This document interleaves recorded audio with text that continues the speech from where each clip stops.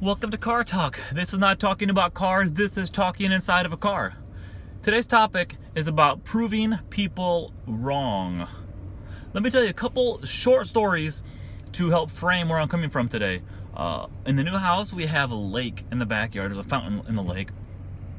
And the fountain wasn't working right, and I was getting different opinions from the previous owners of the house. My dad came by and all this stuff, and I thought, no, that's not what the problem is. I think it's riding too low in the water. So I went out there and put some floaters on there, raised it up a little bit. The fountain worked great. When that happened, I was so high on life that I could not contain myself. I felt the chemicals and the blood pumping through my body. Why? Because I got to prove people wrong, and it felt so good. Story number 2.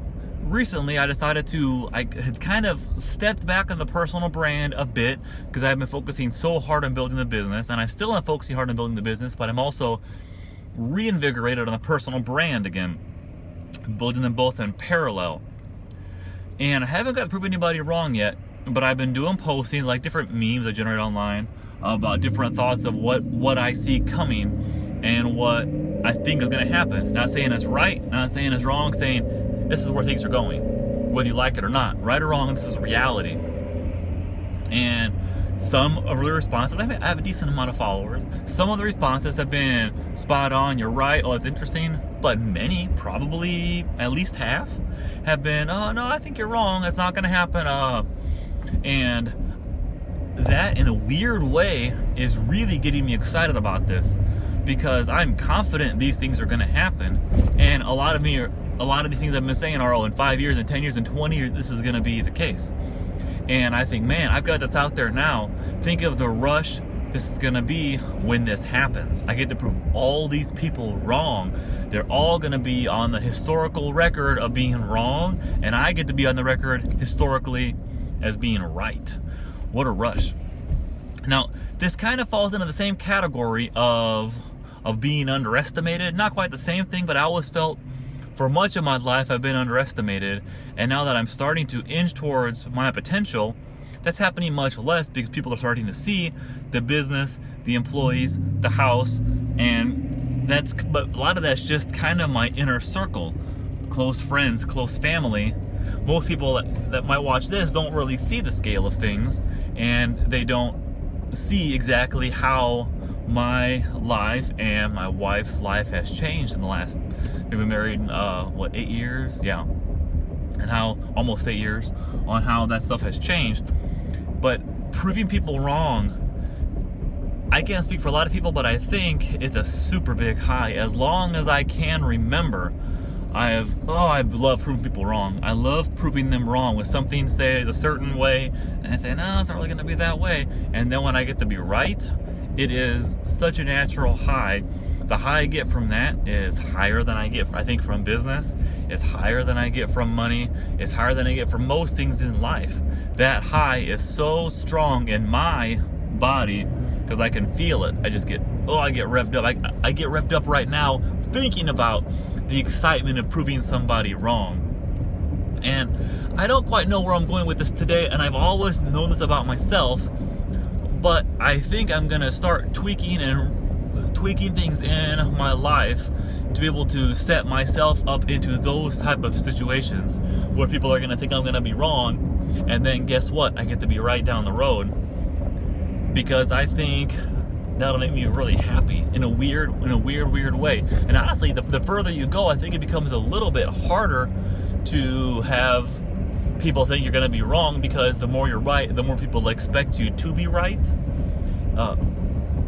So that's going to be a constant evolution on how I will try to achieve that. How I'll achieve that in the years to come, I don't really know. But for right now, using that mentality and the personal brand, it's weird. I think I enjoy the comments on my ideas saying I'm going to be wrong much more than the comments saying, oh, I think you're right. I think I enjoy they're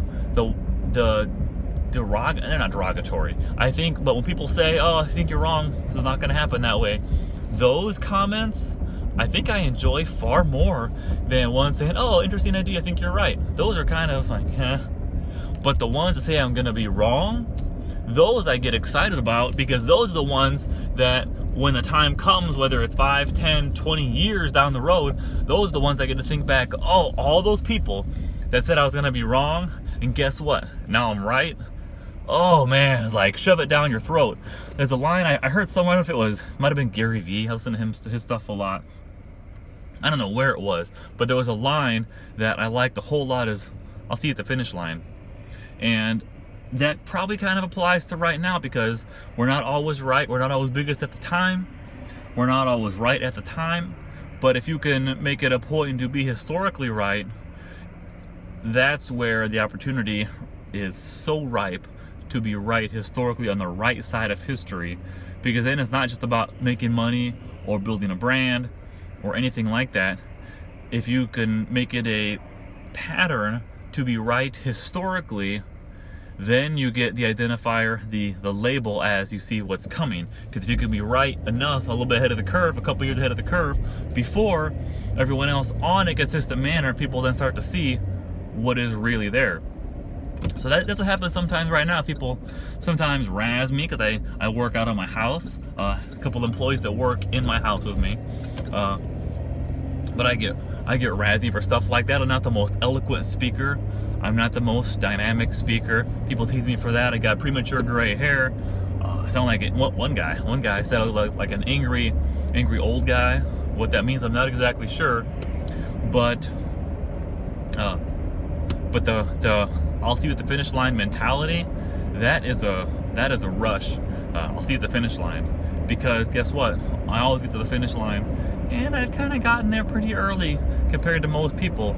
Because you look around, 35 years old, there aren't that many people with their own business at 35, growing, with 2 employees, probably going to bring on the 3rd in the next few weeks for the education podcast operator. So after a while, you start to realize, oh, maybe there's something a little more there. And for me to get to continue to push, to prove people wrong, oh, it's such a high proving somebody wrong. I think I need to structure most of my life. I just need to think of some business venture that everyone says I can't do. I think that is something I could make happen the biggest, the fastest. Because if I could have 10, 20, 1,000 people say I can't do something, that will fuel me beyond control, and then it'll just get the shove down everybody's throats all at the same time. Because shoving something down somebody's throat feels real good. Just imagine if I got to do it to 100 people or 1,000 or 1,000,000 people all at one time. That would be unstoppable, because that's what I want to do, I think, the most in life. Outside of loving and family happiness, I think I enjoy proving people wrong the most. It's an odd thing, but I've learned that about myself in the last few weeks. Self-awareness is a key. But if I can continue to push and harness on that trait in myself, who knows where I'm going to stop. I'll see you at the finish line. Car Talk, Tyler Douthit.